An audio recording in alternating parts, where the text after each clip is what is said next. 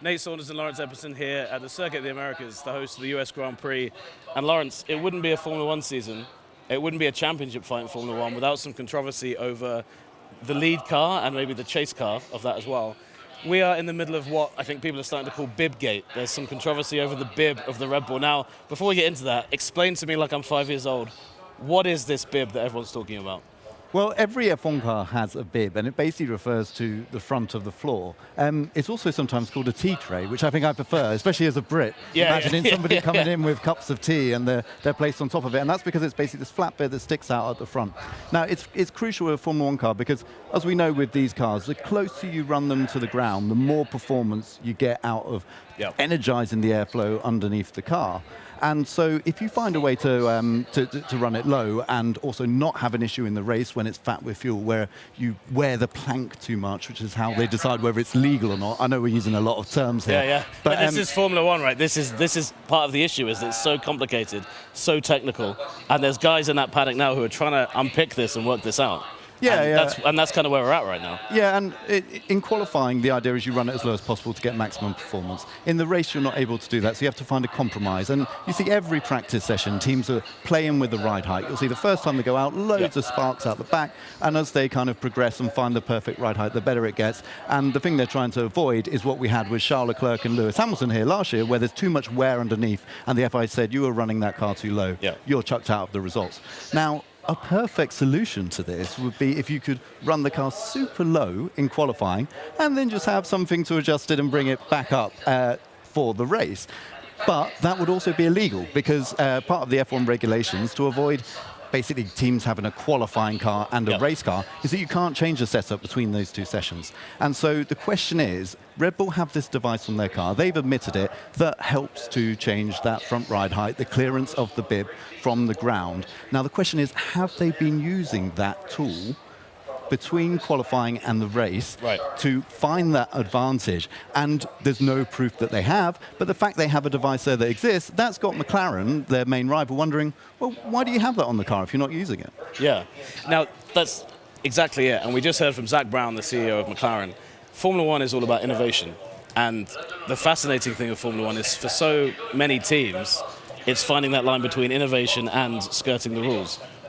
This seems, Red Bull might suggest, well, this is just something we've been using, when we've needed to change setups.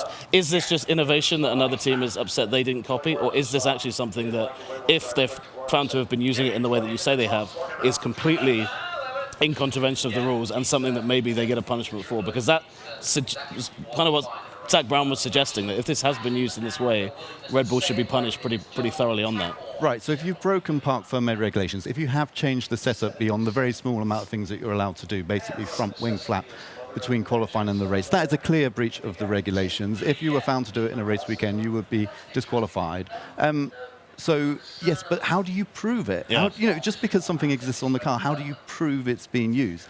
And that's the difficult thing. That's the stage that we're at. But to ensure that it's not used again for that purpose, the FIA have already said to Red Bull, we'd like to see it removed from the car.